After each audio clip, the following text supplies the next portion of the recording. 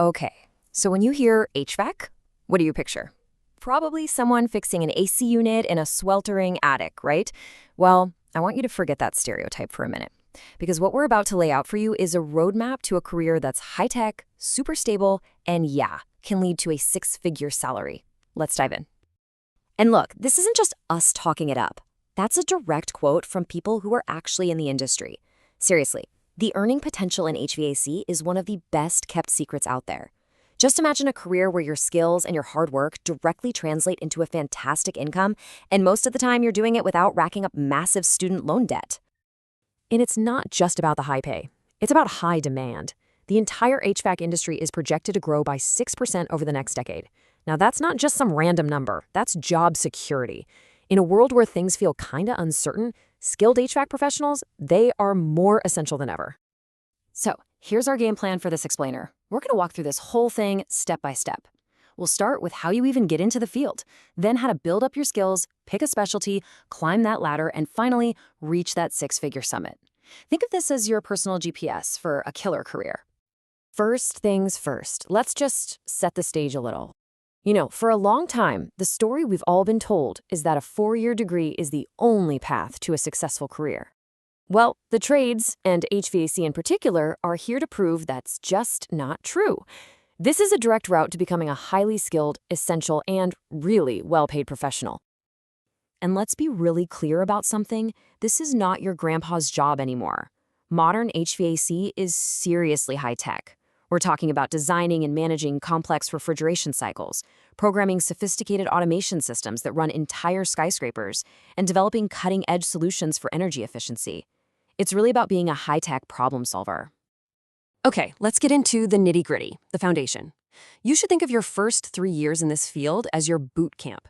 This is where you put your head down, absorb every bit of knowledge you can, and get the essential skills and certifications that are going to launch your entire career. The hard work starts here, but believe me, the payoff is huge. So how do you do it? It really boils down to 3 key steps. 1, get educated. A solid trade school or community college program is a great start. 2, get certified. We'll talk more about those in a sec. And 3, and this is the big one, get experience. The absolute gold standard here is a structured apprenticeship, like the ones offered by top companies like Trane. You get paid instruction and hands-on training. You are literally earning while you are learning from the best in the business. It's that combination of classroom smarts and real-world skills that makes you incredibly valuable.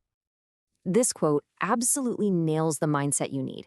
It comes from an actual apprentice in the Trane program. In these first few years, your number one job is to be a sponge. The senior tech with 30 years of experience, they've seen it all. The younger tech next to you, they might know the latest smart home tech inside and out. Your job is to soak up every single drop of knowledge from everyone you meet. And while you're being that sponge, you've got to get these credentials. These are your tickets to the dance. The EPA 608 is a federal law. You can't handle refrigerants without it. Simple as that. OSHA 10 proves you know how to be safe on a job site. And that NATE Ready-to-Work certificate, it tells a company like Trane that you've got the solid foundational knowledge to hit the ground running. These are exactly what employers are looking for. All right, so you've put in the time, you've built that solid foundation. Now you're standing at a crossroads. This is the really exciting part, where you get to start specializing. You get to decide which direction you want to aim your career for the long run. It's about moving from just being a tech to becoming a true expert. Right out of the gate, there are 2 main paths. Ask yourself this: do you love the puzzle? Do you love diagnosing a problem and figuring out why something broke? Then you're probably a service technician. But if you love the satisfaction of building something new from the ground up and seeing it work perfectly, you're probably an installer. Both are critical roles, and you'll figure out pretty quick which one clicks for you. Now, this slide is all about playing the long game, because being a tech or an installer is just the beginning. Just look at these 5 different end games.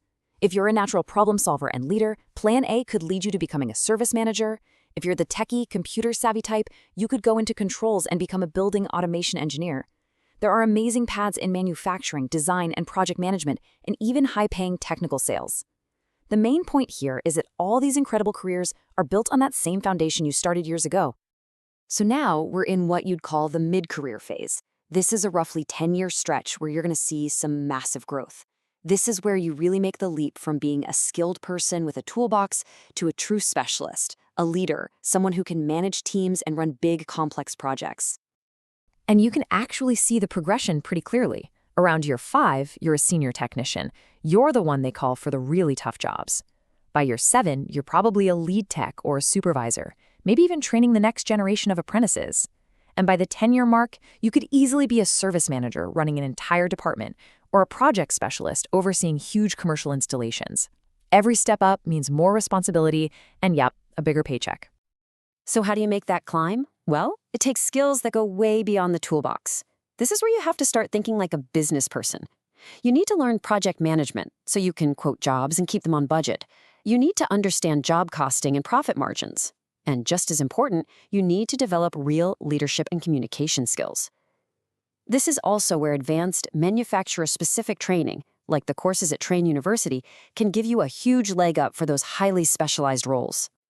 And now, we've reached the summit. After a decade or more of hard work, of learning and leading, you've earned your spot at the top. We're talking about the high-level roles that offer incredible pay, strategic challenges, and are a whole lot easier on your body. Let's just be really direct about the goal here.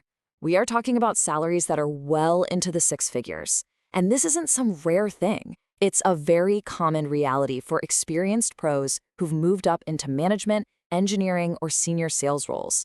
This is the ultimate payoff for having that grinder mindset in your early years. And these are what those summit jobs actually look like. Real-world, high-impact careers. You could be a branch manager for a huge company like Trane, a systems engineer designing the brains for smart buildings, or a technical sales engineer who helps massive clients solve their biggest energy challenges. These are strategic, influential, and very rewarding jobs. But you know what? It's not just about the money. A career at this level, especially with a company like Trane, connects you to something bigger. You're on the front lines, creating solutions that make buildings more energy efficient, that reduce our carbon footprint. You are literally helping to build a more sustainable world. That's a pretty cool thing to get up and do every day. So, we've walked the entire path together from day 1 of trade school all the way to the peak of the profession. Let's just bring it all home and really focus on the key takeaway from this whole roadmap. Here's the bottom line. Success in HVAC is like a 3-legged stool. You absolutely have to have the technical skills. That's your ticket in. You have to have what the pros call a grinder mindset, a deep-down willingness to work hard, especially at the start. But the third leg, the one that really gets you to the top, is that commitment to continuously learning the business and leadership skills. That's what transforms a great tech into an amazing leader. We've laid out the map for you. The paths are clear, and the destination is packed with opportunity. This isn't just some theory. It's a real, achievable journey that thousands of people are on right now. So the only real question left is the one you see on the screen. You've seen the roadmap. Where will you go?